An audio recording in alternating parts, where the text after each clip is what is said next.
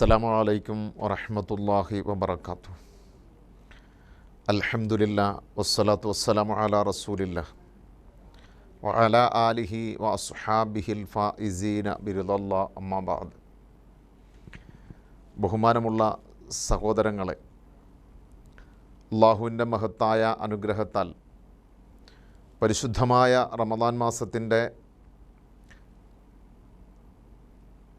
രണ്ടാം ഭാഗത്തേക്ക് നമ്മൾ കടന്നിരിക്കുകയാണ്. കഴിഞ്ഞ ആഴ്ച നമ്മൾ പറഞ്ഞതുപോലെ റമദാൻ 3 ഭാഗങ്ങളാണ്. അതിലൊന്ന് കാരുണ്യത്തിൻ്റേതാണ്. രണ്ടാം ഭാഗം എന്നുള്ളത് പാപമോചനത്തിൻ്റേതാണ്. പാപമോചനം ഒരു മനുഷ്യൻ്റെ ഏറ്റവും പ്രധാനപ്പെട്ട കാര്യമാണ്. അല്ലാഹു സുബ്ഹാനഹു വ തആല ഒരു മനുഷ്യൻ അനുവദിക്കുന്ന സർവ അനുഗ്രഹങ്ങൾക്കും അവൻ പാത്രീഭൂതനാകുന്നത്, വിശിഷ്യ അവൻ്റെ സ്വർഗീയ അനുഗ്രഹങ്ങൾ ഒരു മനുഷ്യന് ലഭ്യമാകുന്നത് പാപത്തിൽ നിന്ന് അവൻ മുക്തമാകുമ്പോഴാണ്. പാപിയായ നിലയിൽ ഒരു മനുഷ്യന് സ്വർഗത്തെ കണ്ടെത്താൻ കഴിയുകയില്ല എന്നുള്ളതാണ്.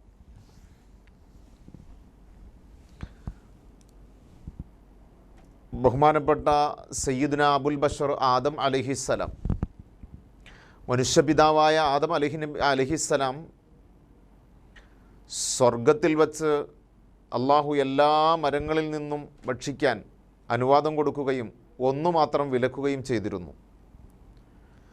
പക്ഷേ വിലക്കപ്പെട്ടതിൽ നിന്ന് മനുഷ്യൻ ഭക്ഷിച്ചതിൻ്റെ പേരിൽ, അഥവാ ദൈവിക കൽപ്പനകളെ ലംഘിച്ചതിൻ്റെ പേരിൽ സ്വർഗത്തിൽ നിന്ന് പുറത്താകുകയാണ് ചെയ്യേണ്ടത്. ഇബ്ലീസ് ലഅനത്തുല്ലാഹി അലൈഹിയോട് അല്ലാഹു സുബ്ഹാനഹു വ തആല ആദം അലൈഹിസ്സലാമിൻ്റെ മുമ്പിൽ സാഷ്ടാംഗം നമിക്കാൻ ആവശ്യപ്പെടുകയുണ്ടായി. സാഷ്ടാംഗം നമിക്കാത്തതിൻ്റെ പേരിൽ സ്വർഗത്തിൽ നിന്ന് പുറത്തു പോകേണ്ടി വന്നു. ഇപ്പോൾ സ്വർഗാരോഹണം എന്നുള്ളത് പാപമുക്തരായ മനുഷ്യന്മാർക്ക് മാത്രം ലഭ്യമാകുന്ന ഒരു കാര്യമാണ്. നാം ജീവിക്കുന്ന ചുറ്റുവട്ടങ്ങളാകട്ടെ പാപപങ്കിലവുമാണ്. എത്ര പാപങ്ങൾ ചെയ്യണ്ട എന്ന് വിചാരിച്ചാലും പാപങ്ങളിലേക്ക് മനുഷ്യൻ കൂപ്പുകുത്തിപ്പോകുന്ന സാഹചര്യങ്ങൾക്കിടയിലൂടെയാണ് മനുഷ്യൻ ജീവിക്കുന്നത്. പ്രപഞ്ചത്തിൻ്റെ ഗതി അങ്ങനെയാണ്. ഭൂമിയിൽ ജീവിക്കുന്ന മനുഷ്യരുടെ അവസ്ഥ അങ്ങനെയാണ്. പാപകരമായ സാഹചര്യങ്ങളിലേക്കാണ് അല്ലാഹു സുബ്ഹാനഹു വ തആല മനുഷ്യനെ പറഞ്ഞയച്ചിട്ടുള്ളത്. ഈ പാപകരമായ സാഹചര്യങ്ങൾക്കിടയിൽ നിന്നും ഒരു മനുഷ്യൻ അള്ളാഹുവിനെ ഭയന്ന് ജീവിക്കുന്നവനായി തീരുന്ന ഒരവസ്ഥയിലേക്ക് എത്തിച്ചേരുക എന്ന് പറഞ്ഞാൽ, മനുഷ്യൻ മൃഗങ്ങളുടെയും മലക്കുകളുടെയും ഇടയിലുള്ള ഒരു വിഭാഗമാണ്. മൃഗങ്ങൾക്ക് സ്വബോധമില്ലാത്തവരാണ്. അവർക്ക് തിരിച്ചറിവില്ലാത്തവരാണ്. ആരാണ് തൻ്റെ തള്ളയെന്നോ തന്തയെന്നോ തിരിച്ചറിയാൻ കഴിയാത്തവരാണവർ. അല്ലെങ്കിൽ താൻ എവിടെയാണ് നിൽക്കുന്നത്, എന്താണ് പ്രവർത്തിക്കുന്നത് എന്നതിനെക്കുറിച്ചൊരു അവബോധമില്ലാത്തവരാണവർ. മലക്കുകളാകട്ടെ അല്ലാഹു സുബ്ഹാനഹു വ തആല അവരോട് ചില കാര്യങ്ങൾ കൽപ്പിച്ചിട്ടുണ്ട്. ആ കൽപ്പിച്ചതിനപ്പുറത്ത് ഒന്നും ചെയ്യാത്തവരാണ്. കൽപ്പിക്കപ്പെട്ടത് മാത്രം ചെയ്തു ജീവിക്കുന്നവരാണ് മലക്കുകൾ. അവർക്ക് തിന്മകൾ എന്ന ചിന്തയേ ഇല്ല. അവരുടെ ലോകം ആ നിലയിലാണ്. അതുകൊണ്ട് തന്നെ പാപം ചെയ്യാവുന്ന ഒരു സാഹചര്യം അവരുടെ മുമ്പിലില്ല. മനുഷ്യൻ ഇത് രണ്ടിൻ്റെയും നടുവിലാണ്. മനുഷ്യന് മൃഗങ്ങളെപ്പോലെ മാറാൻ കഴിയും, മലക്കിനെപ്പോലെ ഉയരാനും കഴിയും. മൃഗം തുല്യമായ ജീവിതത്തിലേക്ക് ആപ്പതിച്ചു പോയ മനുഷ്യനെ ആ ഒരു അന്തരീക്ഷത്തിൽ നിന്നും മാറ്റിയെടുത്ത് മാലാഖമാരുടെ ശ്രേണിയിലേക്ക് അവൻ ഉയർത്തുക എന്ന, അവൻ്റെ അവബോധം വളർത്തിയെടുക്കുക എന്ന വലിയൊരു ധർമ്മമാണ് പരിശുദ്ധമായ റമദാനിൻ്റെ ഒരു മാസത്തെ പരിശീലനത്തിന് നിർവഹിക്കാനുള്ളത്. പരിശുദ്ധ ഖുർആനിൽ റമദാനിലെ നോമ്പ് നിർബന്ധമാക്കിക്കൊണ്ട് അല്ലാഹു സുബ്ഹാനഹു വ തആല പറഞ്ഞതാണ്, കുതിബ അലൈക്കുമുസ്സിയാം, നിങ്ങൾക്ക് നോമ്പ് നിർബന്ധമാക്കിയിരിക്കുന്നു, കമാ കുതിബ അലല്ലദീന മിൻ ഖബ്ലിക്കും, നിങ്ങളുടെ മുൻഗാമികളായ ആളുകൾക്ക് നോമ്പിനെ നിർബന്ധമാക്കിയതുപോലെ നിങ്ങൾക്കും നോമ്പ് നിർബന്ധമാക്കി. മുൻകഴിഞ്ഞ സമൂഹങ്ങളിലൊക്കെ നിലനിന്നിരുന്നു. അതിൻ്റെ ഭാഗമാണ് നമ്മുടെ സഹോദര സമുദായങ്ങളായ ക്രൈസ്തവ സമൂഹത്തിലും മറ്റൊരു വിഭാഗമായ യഹൂദി വിഭാഗത്തിലുമൊക്കെ നോമ്പുണ്ട്, ജൂത വിഭാഗത്തിലൊക്കെ നോമ്പുണ്ട്. അവർക്ക് നമ്മുടെ സഹോദര സമൂഹങ്ങളാണ്.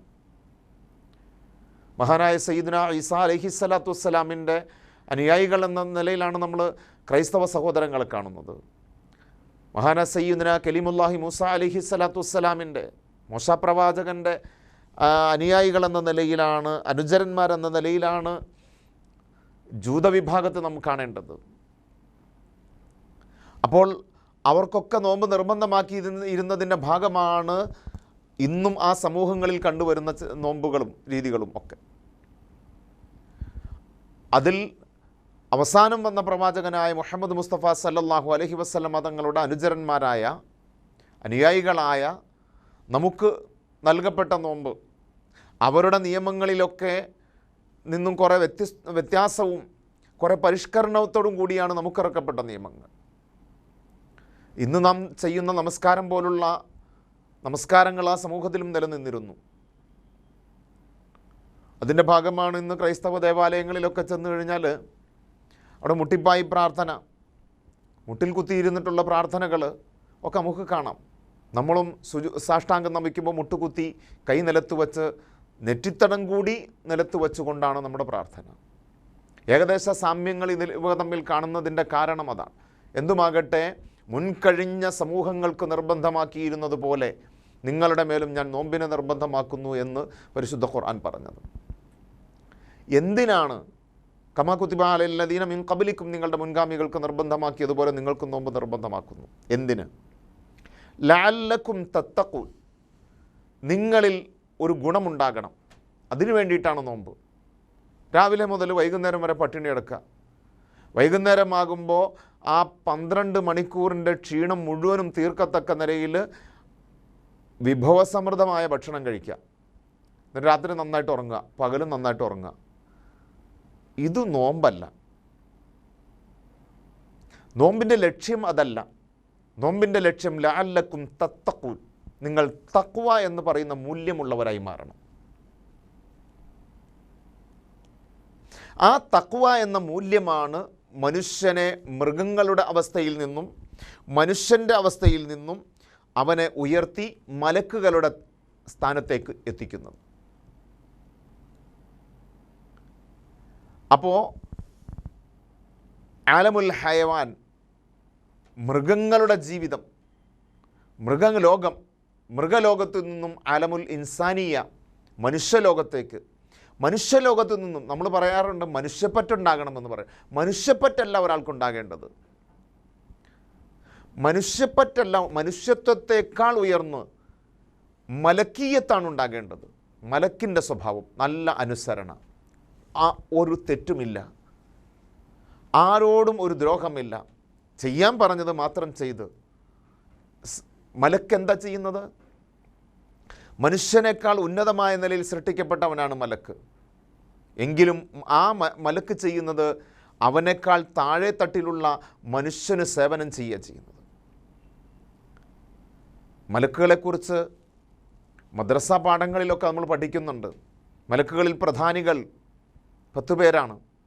അതിലൊന്ന് മുഖറബായ മലക്ക് ജിബ്രീൽ അലൈഹിസ്സലാമാണ്. ജിബ്രീൽ അലൈഹിസ്സലാമിൻ്റെ ജോലി എന്താണ്? മനുഷ്യർക്കാവശ്യമായ ദൈവിക സന്ദേശങ്ങൾ അവൻ്റെ പ്രവാചകന്മാരിലേക്ക് എത്തിച്ചു കൊടുക്കുക എന്നുള്ളതാണ്. പ്രവാചകന്മാർ അത് ജനങ്ങളുമായി സംവദിക്കുക. അപ്പോൾ മനുഷ്യനാവശ്യമായ സന്ദേശങ്ങൾ വാനലോകത്തു നിന്ന് ഭൂമിയിലേക്ക് എത്തിച്ചു കൊടുക്കുക എന്ന ദൗത്യം ചെയ്യുന്ന ആ ഒരു സേവകനാണ് ജിബ്രീൽ അലൈഹിസ്സലാം. മിക്കായിൽ അലൈഹിസ്സലാം ഇടിമിന്ന്, മഴ, കാറ്റ് തുടങ്ങിയ ജോലികളെല്ലാം അല്ലാഹു സുബ്ഹാനഹു വ തആല ഏൽപ്പിക്കുന്നതനുസരിച്ച് നടപ്പിലാക്കുക.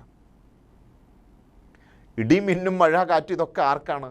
മനുഷ്യന് വേണ്ടിയിട്ടാണ്. മലക്കുകൾക്ക് അതിൻ്റെ ആവശ്യമില്ല. ഇവിടെ മഴ പെയ്യേണ്ടതും സസ്യങ്ങൾ മുളയ്ക്കേണ്ടതും ഭക്ഷ്യധാന്യങ്ങൾ ഉണ്ടാകേണ്ടതും ഒക്കെ മനുഷ്യൻ്റെ ആവശ്യങ്ങളാണ്. മലക്കുകൾക്ക് ഭക്ഷണമില്ല, തീറ്റയില്ല, കുടിയില്ല, ഉറക്കമില്ല, വിവാഹം കഴിക്കലില്ല, അവർക്ക് ഭാര്യാസന്താനങ്ങളില്ല, സന്താന ഉൽപാദനമില്ല, ഇങ്ങനെയുള്ള യാതൊരു കാര്യങ്ങളുമില്ല. ഇതൊക്കെ ഉള്ളത് മനുഷ്യനാണ്. ഭക്ഷണത്തിൻ്റെ ആവശ്യം മനുഷ്യനാണ്, വായുവിൻ്റെ ആവശ്യം മനുഷ്യനാണ്, സസ്യങ്ങൾ മുളയ്ക്കേണ്ടത് മനുഷ്യൻ്റെ ആവശ്യമാണ്. അപ്പോൾ മനുഷ്യനാവശ്യമായി കാര്യങ്ങൾ ചെയ്തു കൊടുക്കലാണ് മീകായിൽ അലൈഹിസ്സലാമിൻ്റെ ജോലി. ഇങ്ങനെ ഓരോ മലക്കുകളും എടുത്ത് അവരുടെ ജോലികളെ നമ്മൾ പരിശോധിക്കുമ്പോൾ ഇവരൊക്കെ ചെയ്യുന്ന പണി മനുഷ്യന് സേവനം ചെയ്യലാണ്. അപ്പോൾ മനുഷ്യനെ മണ്ണുകൊണ്ട് സൃഷ്ടിക്കപ്പെട്ടു, തീയിനാൽ പ്രകാശത്താൽ സൃഷ്ടിക്കപ്പെട്ട ഈ ഒരു വർഗം, ഉന്നതമായ നിലയിൽ സൃഷ്ടിക്കപ്പെട്ട ഈ ഒരു വർഗത്തിൻ്റെ ജോലി മണ്ണിനാൽ സൃഷ്ടിക്കപ്പെട്ട ഈ മനുഷ്യന് സേവനം ചെയ്തുകൊണ്ടിരിക്കലാണ്. മലക്കീയത്തിലേക്ക്, മലക്കിൻ്റെ സ്വഭാവത്തിലേക്ക് മനുഷ്യൻ മാറണം. അതാണ് നോമ്പ്. ലഅല്ലക്കും തത്തഖൂൻ, തഖ്വ എന്ന് പറയുന്ന വലിയൊരു മൂല്യം നിങ്ങളിലേക്ക് ഉണ്ടായിത്തീർക്കണം. അതുണ്ടായിത്തീരണം. റമദാനിലൂടെ, നോമ്പ് പിടിക്കുന്നതിലൂടെ അതുണ്ടായിത്തീരണം. അപ്പോൾ ഒരു മാസത്തെ വ്രതാനുഷ്ഠാനം നമുക്ക് നൽകേണ്ടത് തഖ്വയാണ്. ആ തഖ്വ നമ്മളിൽ ഉണ്ടാക്കിയെടുക്കാൻ നമ്മുടെ നോമ്പിലൂടെ നമുക്ക് കഴിഞ്ഞിട്ടില്ലെങ്കിൽ അതിനർത്ഥം നമ്മുടെ നോമ്പ് ഫലവത്തായിട്ടില്ല എന്നർത്ഥം. എന്താണ് തഖ്വ? തഖ്വ എന്ന് പറഞ്ഞാൽ ഇംതിസാലു അവാമിരില്ലാഹി തആല വജ്തിനാബു നവാഹി, അള്ളാഹുവിൻ്റെ കൽപ്പനകളെ അനുസരിക്കുക, അവൻ നിരോധിച്ച കാര്യങ്ങളെ, ചെയ്യരുതെന്ന് പറഞ്ഞ കാര്യങ്ങളെ ഉപേക്ഷിക്കുക, അത് പാടെ വർജിക്കുക, ചെയ്യാൻ പറഞ്ഞത് ചെയ്യുകയും ചെയ്യരുതെന്ന് പറഞ്ഞത് ഉപേക്ഷിക്കുകയും ചെയ്യുന്ന സ്വഭാവം. അതുതന്നെ മലക്കളുടെ സ്വഭാവം, ചെയ്യാൻ പറഞ്ഞത് മാത്രം ചെയ്തുകൊണ്ടിരിക്കുക. അപ്പം ചെയ്യാൻ പറഞ്ഞ കാര്യങ്ങൾ ചെയ്യുകയും ഉപേക്ഷിക്കാൻ പറഞ്ഞ കാര്യങ്ങളെ വർജിക്കുകയും ചെയ്യുന്ന ഒരവസ്ഥയിലേക്ക് നാം എത്തിച്ചേരുക, അതിനെയാണ് തഖ്വ എന്ന് പറയുന്നത്. റമദാൻ മാസത്തിലെ നോമ്പ് കൊണ്ട് നമുക്ക് ആ ഒരു ഗുണം ഉണ്ടാകണം. നാവിനെ സൂക്ഷിക്കുന്നവരാകാൻ കഴിഞ്ഞിട്ടില്ലെങ്കിൽ, കണ്ണിനെ സൂക്ഷിക്കാൻ ആകാൻ കഴിഞ്ഞിട്ടില്ലെങ്കിൽ, കാതിനെ സൂക്ഷിക്കാൻ കഴിഞ്ഞവരാകാൻ കഴിഞ്ഞിട്ടില്ലെങ്കിൽ, ചിന്തകളെ നിയന്ത്രിക്കാൻ കഴിയുന്നവരാകാൻ കഴിഞ്ഞിട്ടില്ലെങ്കിൽ നോമ്പ് വെറുതെയാണ്, വെറുതെ പട്ടിണി കിടക്കലാണ്. അള്ളാഹുവിൻ്റെ ഹബീബ് സല്ലല്ലാഹു അലൈഹി വസല്ലമ തങ്ങൾ പറയുന്ന തിരുവചനം നമുക്ക് കാണാം. റുബ്ബ സ്വാഇമിൻ, എത്രയോ നോമ്പുകാരാണ്, ലൈസ ലഹു മിൻ സിയാമിഹി ഇല്ലൽ ജൂഉ വൽ അത്ഷ്, അവൻ്റെ നോമ്പിലൂടെ അവന് കിട്ടുന്നത്, അവന് ലഭിക്കുന്നത് ദാഹവും വിശപ്പും മാത്രമാണ്. കുറച്ച് ദാഹം കിട്ടി, കുറച്ച് വിശപ്പ് കിട്ടി എന്നതിനപ്പുറത്ത് അവൻ്റെ നോമ്പ് കൊണ്ട് പ്രയോജനമില്ല എന്ന് ആദരവായ റസൂലുള്ളാഹി സ്വല്ലല്ലാഹു അലൈഹി വസല്ലമ തങ്ങൾ പഠിപ്പിക്കുന്നു. തഖ്വ ഉണ്ടായിട്ടില്ലെങ്കിൽ പട്ടിണി കിടക്കുന്നത് കൊണ്ട്, രാത്രി മുഴുവനും തലകുത്തി മറിയുന്നത് കൊണ്ട്, തറാവീഹ് നമസ്കാരം എന്നും ഒക്കെ പേരിട്ടുകൊണ്ട് നമ്മളിങ്ങനെ തലകുത്തി മറിഞ്ഞുകൊണ്ടിരിക്കുന്നുണ്ട്. അതുകൊണ്ട് പ്രയോജനമില്ല തഖ്വ ഉണ്ടായി. എൻ്റെ പ്രിയമുള്ളവരെ, നോമ്പുകാരായിരിക്കെ പോലും ആ തഖ്വ ഉണ്ടാക്കാൻ നമുക്ക് കഴിയുന്നില്ല. നോമ്പുകാരായിരിക്കെ പോലും നമ്മുടെ കണ്ണുകളെ നിയന്ത്രിക്കാൻ, കാതുകളെ നിയന്ത്രിക്കാൻ, ആമാശയത്തെ നിയന്ത്രിക്കുന്നതിന് മാത്രമല്ല നോമ്പ് എന്ന് പറയാം. ആമാശയത്തെ നിയന്ത്രിക്കുന്നത് ഈ പറയപ്പെട്ട ഘടകങ്ങളെല്ലാം നിയന്ത്രിക്കുന്നതിൻ്റെ ഭാഗമാണ്. ഈ അവയവങ്ങളെല്ലാം സൂക്ഷിച്ചുകൊണ്ട് ജീവിക്കുന്ന ഒരു പരിശീലന കളരിയാണ് റമദാൻ. നമുക്കറിയാം, മനുഷ്യൻ നന്മ ചെയ്യുന്നവരുണ്ട്, അതിൻ്റെ കൂടെ തന്നെ തിന്മയും ചെയ്യുന്നവരുണ്ട്. നോമ്പ് പിടിച്ചിട്ടുണ്ട്, അതിൻ്റെ കൂടെ തന്നെ സർവ്വ തിന്മകളും ചെയ്തുകൊണ്ടിരിക്കും. പ്രത്യേകിച്ചും സോഷ്യൽ മീഡിയ സജീവമായ കാലഘട്ടം, മൊബൈൽ ഫോണിൻ്റെ ഉപയോഗം. ഈ പണ്ട് കാലത്തൊക്കെ നമ്മൾ വീടുകളിൽ റമദാൻ മാസമാകുമ്പോൾ TV മൂടി ഇടുന്ന ഒരു പരിപാടി ഉണ്ടായിരുന്നു വീടുകളിലൊക്കെ. ഇന്നിപ്പോൾ TV മൂടിയിടലല്ല, കയ്യിലിരിക്കുന്ന മൊബൈൽ ഫോൺ, അതിൻ്റെ ഉപയോഗം നിയന്ത്രിക്കാൻ കഴിയുന്നില്ല. ഉപയോഗം എന്നുള്ളത് ഈ സാധനത്തെ രണ്ട് നിലയിൽ ഉപയോഗിക്കാം. നമുക്ക് നന്മയുടെ വഴിയിലും ഉപയോഗിക്കാം, തിന്മയുടെ വഴിയിലും ഉപയോഗിക്കാം. തിന്മയിലായിട്ട് നമ്മുടെ ശ്രദ്ധയെ തിരിച്ചു കൊണ്ടുപോകുന്ന ധാരാളം ഘടകങ്ങളുണ്ട്. അത്തരം ഘടകങ്ങളെ തൊട്ട് സൂക്ഷിക്കുക എന്ന് പറയുന്നത്. കണ്ണിനെ സൂക്ഷിക്കാം.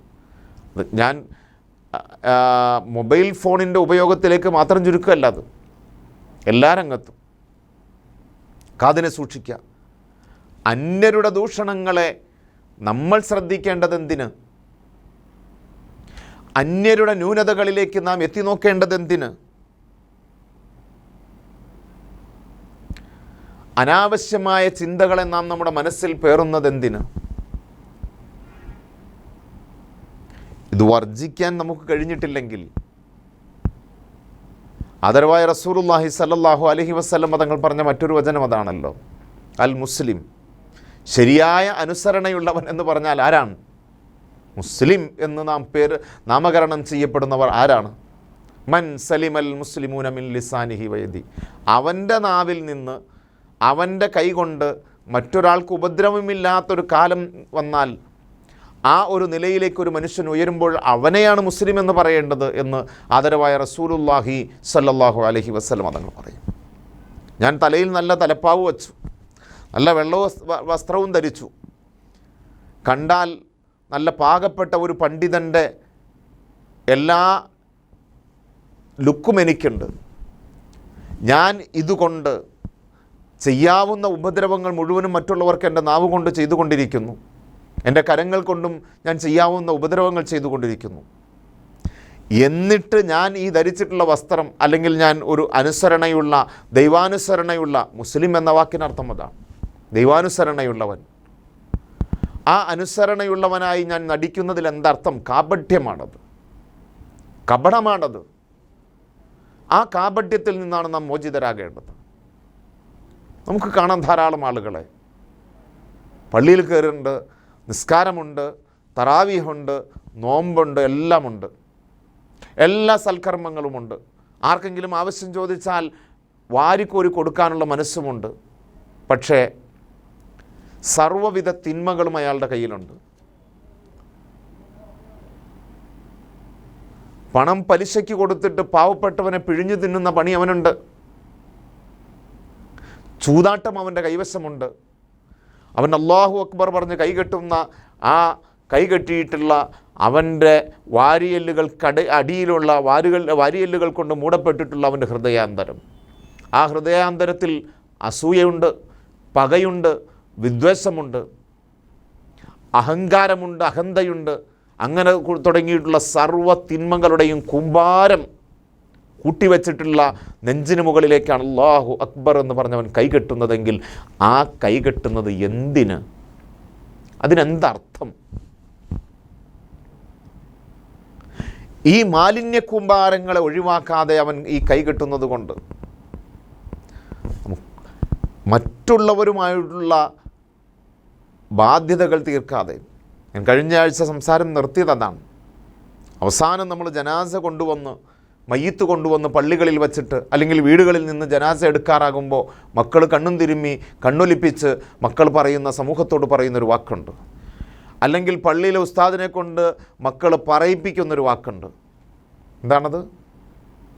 എൻ്റെ ഉപ്പ അല്ലെങ്കിൽ എൻ്റെ ഉമ്മയാണേ കിടക്കുന്നത്, ഉമ്മ ജീവിച്ചിരിക്കുമ്പോൾ ആരോടെങ്കിലും എന്തെങ്കിലും ഇഷ്ടക്കുറവുകൾ വന്നു പോയിട്ടുണ്ടെങ്കിൽ മാപ്പ് ചെയ്തു കൊടുക്കണം എന്ന്. എന്തിനാ ഈ പാഴ്വാക്ക് പറയിപ്പിക്കുന്ന? എന്തിനാ?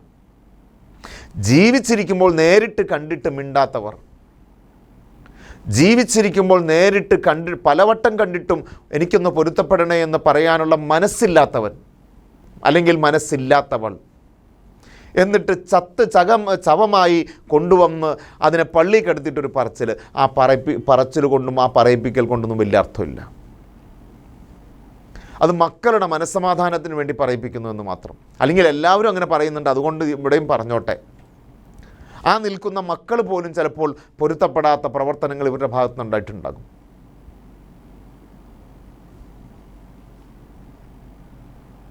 എൻ്റെ പ്രിയമുള്ളവരെ, ഞാൻ പറഞ്ഞു വരുന്നത്, തിന്മകൾ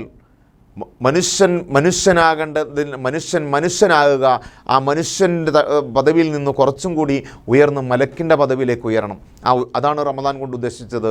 റമദാൻ തഖ്വയുടെ ഉൽപ്പാദനമാണ് നടക്കേണ്ടത്.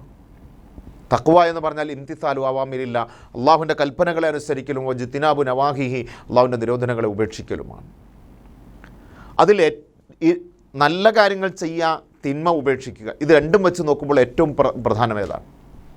നന്മ ചെയ്യുന്നതിനാണോ അള്ളാഹുവിൻ്റെ അടുക്കൽ സ്ഥാനം കൂടുതൽ, തിന്മ ഉപേക്ഷിക്കുന്നതിനാണോ സ്ഥാനം കൂടുതൽ? നന്മ ചെയ്യുന്നതിനേക്കാൾ സ്ഥാനം തിന്മ ഉപേക്ഷിക്കുന്നതിന് തന്നെയാണ്. ആ തിന്മകൾ ഉപേക്ഷിക്കാൻ നമുക്ക് കഴിയുമ്പോഴേ നാം അള്ളാഹുവിൻ്റെ അടുക്കൽ സ്ഥാനീയരായി മാറുകയുള്ളൂ. എത്ര തിന്മകൾക്ക് നടുവിലാണെങ്കിലും ഞാൻ എന്നെ സൂക്ഷിക്കുന്നവനായി മാറുമ്പോഴാണ് അതിനെയാണ് തഖ്വ എന്ന് പറയുന്നത്. സൂക്ഷ്മത. മഹാനായ ഇമാം ഗസാലി റഹ്മത്തുള്ളാഹി അലൈഹിയെ പോലുള്ളവർ അതിനെ അങ്ങനെയാണ് നിർവചിച്ചത്. ഏത്?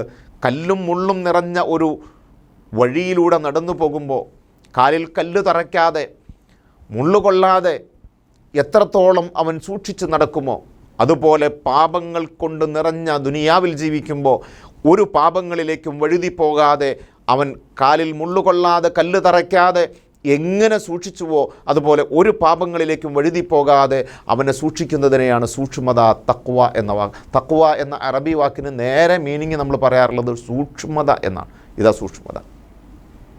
ഈ സൂക്ഷ്മതയിലേക്ക് നമ്മൾ എത്തിച്ചേരണം. സൂക്ഷിച്ച് ജീവിക്കുന്നവനായി മനുഷ്യൻ മാറണം. സൂക്ഷിച്ച് ജീവിക്കുന്ന ഒരു മനുഷ്യനായി നമ്മൾ മാറുമ്പോഴാണ് അല്ലാഹു സുബ്ഹാനഹു വ തആല പരിശുദ്ധ ഖുർആനിൽ പറഞ്ഞത്, വമൻ യത്തഖില്ല, ആരെങ്കിലും സൂക്ഷ്മതയോടെ ജീവിക്കുന്നവരായി മാറിയാൽ യജ്അൽ ലഹു മഖ്റജ, അവൻ്റെ പ്രയാസങ്ങളിൽ നിന്ന്, ബുദ്ധിമുട്ടുകളിൽ നിന്ന്, രോഗങ്ങളിൽ നിന്നൊക്കെ അവൻ അല്ലാഹു തആല മുക്തി നൽകും. വയർസുഖുഹു മിൻ ഹൈസു ലാ യഹ്തസിബ്, അവൻ പ്രതീക്ഷിക്കാത്ത നിലയിൽ അവൻ്റെ കാര്യങ്ങളെ അല്ലാഹു സുബ്ഹാനഹു വ തആല നടപ്പിലാക്കി കൊടുക്കും. മഹാനായ സയ്യിദുന ഉമർ ബിൻ അൽ ഖത്താബ് റളിയല്ലാഹു തആല അൻഹു ഇസ്ലാമിൻ്റെ 2ാം ഖലീഫയാണ്. മഹാനവർകൾ രാത്രിയിൽ വേഷം മാറി പ്രജകൾക്കിടയിലൂടെ ഇങ്ങനെ സഞ്ചരിക്കൽ പതിവാണ്, അവരുടെ ക്ഷേമങ്ങൾ അന്വേഷിക്കാൻ വേണ്ടിയിട്ട്. അങ്ങനെ പാതിരാത്രിയിൽ ഇങ്ങനെ നടക്കുന്നതിനിടയിലാണ് നടന്ന് വെളുപ്പാൻ കാലം എത്തി. വെളുപ്പാൻ കാലത്ത് ഒരു കുടിലിൻ്റെ അരികിലെത്തിയപ്പോഴാണ് ഉമ്മയും മകളും തമ്മിൽ നടക്കുന്ന സംഭാഷണം ശ്രദ്ധയിൽപ്പെട്ടത്. ഉമ്മ മകളോട് പറയുന്നുണ്ട് പാലിൽ വെള്ളം ചേർക്കാൻ. മകൾ പറയുന്നുണ്ട് സാധിക്കില്ല, ഉമർ അറിഞ്ഞാൽ പ്രശ്നമാണ്, ഖലീഫ ഉമർ അറിഞ്ഞാൽ പ്രശ്നമാണ്. ഉമ്മ മകളോട് പറയുന്നുണ്ട് ഉമർ ഇപ്പോൾ ഉറക്കത്തിലായിരിക്കും, നീ വെള്ളം ചേർക്കാം. ഉമർ ഉറങ്ങിയാലും ഉറങ്ങാത്തവൻ നമ്മെ കണ്ടുകൊണ്ടിരിക്കുന്നതുണ്ട്. ലാ തഅഖുദുഹു സിനത്തും വലാ നൗം, അവന് ഉറക്കമില്ല, ഒരു തൂങ്ങി ഉറക്കം പോലുമില്ല. അത് സൃഷ്ടാവായ റബ്ബ് സുബ്ഹാനഹു വ തആല, അവൻ നമ്മെ വീക്ഷിച്ചു കൊണ്ടിരിക്കുകയാണ് ഉമ്മ എന്ന് മകൾ ഉമ്മയെ ഉപദേശിക്കുകയാണ്. ഈ സംസാരം കേട്ടുകൊണ്ടാണ് ഉമർ ഇബ്നുൽ ഖത്താബ് റളിയല്ലാഹു തആല അൻഹു ഈന്തപ്പനയുടെ മടലുകൾ കൊണ്ടുണ്ടാക്കിയ അവരുടെ കതകിൽ മുട്ടുന്നത്. വാതിൽ തുറന്നു, കടന്നു ചെന്നു. അകത്ത് കടന്നു ചെന്ന ഉമ്മയും മകളും ഞെട്ടിപ്പോയി. ഖലീഫ ഉമറാണ് വന്നിട്ടുള്ളത്, ചെറ്റക്കുടിലേക്കാണ് വന്നിട്ടുള്ളത്. പരിവാരങ്ങളില്ല, വാഹന വ്യൂഹങ്ങളില്ല, ഭരണാധികാരിയാണെന്ന് തിരിച്ചറിയാത്ത വിധം വസ്ത്രം ധരിച്ചിട്ടാണ്, വിശപ്രച്ഛന്നനായിട്ടാണ് വന്നിട്ടുള്ളത്. ചെറ്റക്കുടിലിൽ കടന്നിരുന്നിട്ട് ആ ഉമ്മയോട് പറഞ്ഞത് മറ്റൊന്നുമല്ല, 8 രാഷ്ട്രങ്ങളുടെ അധിപനാണ് ഉമർ ബിൻ ഖത്താബ് റളിയല്ലാഹു അൻഹു. 8 രാഷ്ട്രങ്ങളുടെ അധിപനായ ഉമർ ബിൻ ഖത്താബ് റളിയല്ലാഹു അൻഹു ആ ചെറ്റക്കുടിലേക്ക് കടന്നു ചെന്ന ഉമ്മയോട് ചോദിച്ചത്, ഈ മകളെ എൻ്റെ മകൻ അബ്ദുള്ളയ്ക്ക് നിങ്ങൾ വിവാഹം ചെയ്തു തരുമോ എന്നാണ്. സ്ത്രീധനമില്ലാത്തതിൻ്റെ പേരിൽ, സ്ത്രീധനം ചോദിച്ചതിൻ്റെ പേരിലൊക്കെ ആത്മഹത്യകൾ നടക്കുന്നത് നമ്മുടെ സമൂഹത്തിൽ തന്നെയാണ്. നമ്മൾ തിരിച്ചറിയണം. ഇസ്ലാമിനെ പരിഷ്കരിച്ച് ആ ഇസ്ലാമിക സംസ്കാരത്തിൽ നിന്നും അതിൻ്റെ ചട്ടക്കൂടുകളിൽ നിന്നും അതിൻ്റെ രീതികളിൽ നിന്നും എത്രയോ മാറി ഇന്നൊരു പാവപ്പെട്ടവൻ്റെ വീട്ടിൽ ഒരു കല്യാണം വേണ്ട, കല്യാണം നിശ്ചയം നടക്കണമെങ്കിൽ ലക്ഷങ്ങൾ ആവശ്യമാകുന്ന ഘട്ടത്തിലേക്ക് നാം സമൂഹത്തെ ഇങ്ങനെ കൊണ്ടുപോയി എത്തിച്ചിരിക്കുകയാണ്. പിരിവെടുത്ത് നടത്തുന്ന വിവാഹങ്ങൾക്ക് പോലും നിരവധി ക്യാമറകളില്ലാതെ നടക്കില്ലാത്തൊരവസ്ഥ. ഇന്നുമാകട്ടെ ഞാൻ ആർഭാടങ്ങളിലേക്കും ആ വിഷയങ്ങളിലേക്കൊന്നും പോകുന്നില്ല. ഉമർ ഇബ്നുൽ ഖത്താബ് റളിയല്ലാഹു അൻഹു ആ ചെറ്റക്കുടിൽ താമസിക്കുന്ന ഉമ്മയോട് ചോദിച്ചു, ഈ പൊന്നുമോളെ ഫാത്തിമയെ എൻ്റെ മകൻ അബ്ദുള്ളയ്ക്ക് വിവാഹം ചെയ്തു തരുമോ? എന്താണ് ഉമർ ഇബ്നുൽ ഖത്താബ് റളിയല്ലാഹു തആല അൻഹു ആ സ്ത്രീയിൽ കണ്ട മൂല്യം? ആ സ്ത്രീയിൽ കണ്ട ധനം, സ്ത്രീ ധനം, സ്ത്രീയാണ് ധനം, അവളുടെ മനസ്സാണ് ധനം, അവളുടെ സ്വഭാവമാണ് ധനം, അവളിലെ തഖ്വയാണ്, ഭക്തിയാണ് ധനം. ആ ഭക്തിയുള്ള പൊന്നുമോളെ എനിക്ക് എൻ്റെ മോനെ വിവാഹം ചെയ്തു തരുമോ എന്നാ ചോദിച്ചു. അള്ളാഹുവിനെ പേടിച്ചുകൊണ്ട് പാലിൽ വെള്ളം ചേർക്കാൻ വേണ്ടി മടി കാണിച്ച ആ മോളെ വിവാഹം ചെയ്തു തരുമോ എന്നാ ചോദിക്കുന്നത്. അള്ളാഹുവിനെ ഭയക്കുന്നവരായി മാറണം, നമ്മെ മാറ്റണം. ആ മാറ്റിയാൽ മാത്രമേ നമ്മുടെ ഈ പരിപാടി കൊണ്ട്, പകൽ നാം പട്ടിണി കിടക്കുന്നത് കൊണ്ട്, രാത്രിയിൽ തറാവീഹ് നമസ്കരിക്കുന്നത് കൊണ്ട്, ഉറക്കമൊഴിയുന്നത് കൊണ്ട് നമുക്ക് പ്രയോജനം കിട്ടണമെങ്കിൽ, അത് അള്ളാഹുവിൻ്റെ അടുക്കൽ ഫലവത്തായി മാറണമെങ്കിൽ നമ്മളിൽ ഈ ഒരു ഗുണം ഉണ്ടായിത്തീരണം. ആ ഒരു ഗുണം ഉണ്ടായിത്തീർന്നാൽ അള്ളാഹുവിൽ നിന്നുള്ള വലിയ സഹായം നമുക്ക് ലഭ്യമാകുന്നതാണ്. അള്ളാഹു സുബ്ഹാനഹു വ തആല പരിശുദ്ധ ഖുർആനിലൂടെ പറഞ്ഞൊരു വചനമാണ്, ലഹു മുഅഖിബാത്തു മിൻ ബൈനി യദൈഹി വ മിൻ ഖൽഫിഹി. മനുഷ്യന് മുഅഖിബാത്ത് ലഭ്യമാകും. മുഅഖിബാത്ത് എന്ന് പറഞ്ഞാൽ മലായിക്കത്തുൻ തതഅഖബുഹു എന്നാണ്. തുടരെയായി അവനിലേക്ക് വന്നിറങ്ങുന്ന മലക്കുകളുടെ സഹായം അവന് ലഭിക്കും. മിൻ ബൈനി യദൈഹി വ മിൻ ഖൽഫിഹി, മുന്നിലൂടെയും പിന്നിലൂടെയും മലക്കുകളുടെ സഹായം ലഭിക്കും. ഇത് ലഭിക്കണമെങ്കിൽ യഹ്ഫദൂനഹു മിൻ അംരില്ലാഹ്, അള്ളാഹുവിൻ്റെ പരീക്ഷണങ്ങളിൽ നിന്ന്, ശിക്ഷകളിൽ നിന്ന് അവനെ സംരക്ഷിക്കാൻ കഴിയുന്ന മലക്കുകളുടെ സഹായം അവന് ലഭിക്കണമെങ്കിൽ എന്ത് വേണം? നാം പാപമുക്തരായി മലക്കുകളുടെ സ്വഭാവത്തിലേക്ക് എത്തണം. ഇന്നല്ലാഹ ലാ യുഗയ്യിറു മാ ബിഖൗമിൻ ഹത്താ യുഗയ്യിറു മാ ബി അൻഫുസിഹിം.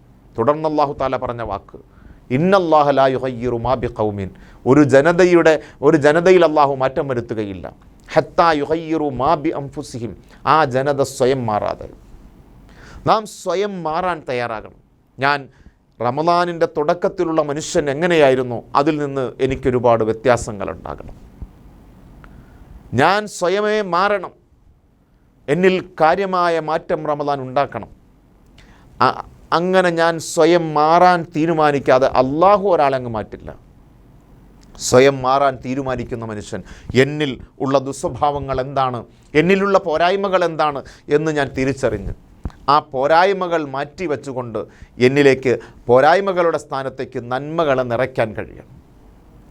എൻ്റെ ന്യൂനതകളെല്ലാം ഇല്ലായ്മ ചെയ്തുകൊണ്ട് ആ ഭാഗത്തേക്ക് മഹത്വങ്ങളെ, സൽഗുണങ്ങളെ നിറയ്ക്കാൻ എനിക്ക് കഴിയണം. അങ്ങനെ കഴിഞ്ഞാൽ വാനലോകത്തു നിന്നുള്ള സഹായം ഒരു മനുഷ്യന് ലഭ്യമാണ്. വൈദാ അറാദല്ലാഹു ബിഖൗമിൻ സൂഅ, അല്ലാഹു തആല ഒരു ജനതയിൽ തിന്മ തീരുമാനിച്ചാൽ ഫലാ മറദ്ദ ലഹു, അതിനെ തടുക്കാൻ ആർക്കും കഴിയില്ല. വമാ ലഹും മിൻ ദൂനില്ലാഹി മിൻ വാൽ, അള്ളാഹുവിനെ കൂടാതെ ഒരു സഹായിയും അവർക്ക് ലഭ്യമല്ല. എൻ്റെ പ്രിയമുള്ളവരെ, കഴിഞ്ഞ ദിവസം നാം അസ്ഹാബുൽ ബദറിനെ അനുസ്മരിച്ചവരാണ്. ബദർ യുദ്ധ പോരാളികളെ അനുസ്മരിച്ചവരാണ്. ബദർ യുദ്ധ പോരാളികൾ ചെയ്തത് എന്താണ്? എന്തിനാണ് ശരിക്കും അവിടെ ഒരു പോരാട്ടം നടന്നത്? ഒരു യുദ്ധം എന്തിനു നടന്നു?